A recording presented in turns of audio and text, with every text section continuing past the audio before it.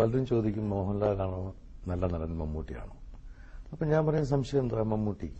അപ്പൊ കാരണം എന്താ, ഞാൻ പറയും 7 നമ്പറുകൾ കൈവശമുള്ള മോഹൻലാലിന്റെ അടുത്ത് വെറും 1-2 നമ്പർ വെച്ച് അടിച്ചു നിൽക്കുന്നില്ല ഇദ്ദേഹം എന്ന് പറയുമായിരുന്നു.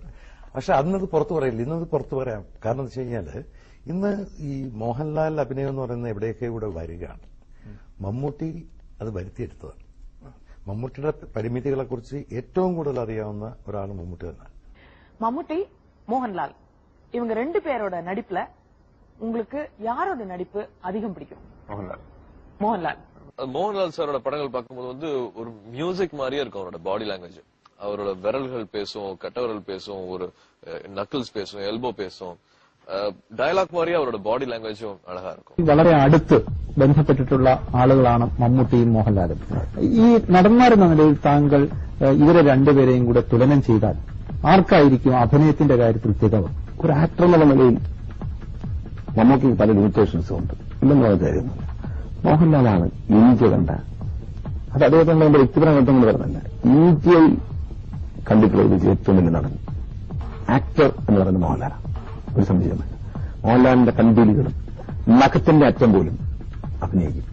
ഒരു ഏത് ലെവലിലേക്കും വരികയും ഉയരുകയും ചെയ്യുന്ന, ഉയരുകയും താഴുകയും ചെയ്യുന്ന അഭിനയത്തിന്റെ ഒരു റേഞ്ച് മോഹൻലാൽ.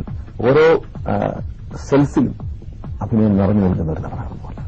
മോഹൻലാലിനെ പോലെ സ്വാഭാവികമായി അഭിനയിക്കുന്നവരില്ല. I have great admiration for Mohanlal.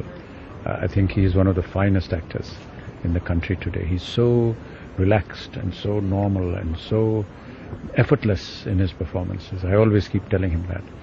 I had the good fortune to work with him in Ram Gopal Varma's film, and but I've always believed that he is the most natural actor that we have in the country today.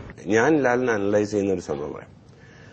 ഞാൻ ആരോടും പറയും ഇതിനെക്കാട്ടിലും നല്ലൊരു ആക്ടറായിട്ട് എന്റെ ജീവിതത്തിൽ work ചെയ്തിട്ടില്ല. And എന്റെ അടുത്ത് ചോദിക്കുകയാണെങ്കിൽ ഇന്ത്യയിലെ ഏറ്റവും നല്ല ആക്ടറാണെന്ന് എന്നോട് ചോദിച്ചാൽ ഞാൻ ഡെഫിനറ്റ്ലി മോഹൻലാലാണെന്ന് മാത്രമേ പറയുള്ളൂ. കാര്യം അതെന്റെ ഒരു വിശ്വാസമാണ്. കാര്യം ഞാൻ എന്റെ മുമ്പിൽ തെളിയിക്കപ്പെട്ടിട്ടുണ്ട് പലപ്പോഴും, അതുകൊണ്ട് ഞാൻ വിശ്വസിക്കുന്നതാണ്. ആൻഡ് മണിരത്നം പോലുള്ള ഡയറക്ടേഴ്സ് എന്നോട് പറഞ്ഞിട്ടുണ്ട് ഞാനിനി ഇയാളെ വെച്ച് പടം എടുക്കില്ല. ഞാൻ ചോദിച്ചു അല്ല, കട്ട് പറയാൻ നമ്മൾ മറന്നുപോയി, കണ്ടുകൊണ്ട് നിൽക്കും. ഒരു ഡയറക്ടർ എന്നുള്ള പൊസിഷൻ വിട്ടുപോകുന്നു. ഹൗ ഡിഡ് യു മാനേജ് എന്നുള്ള ചോദിച്ചിട്ടുണ്ട്. So definitely is a great actor.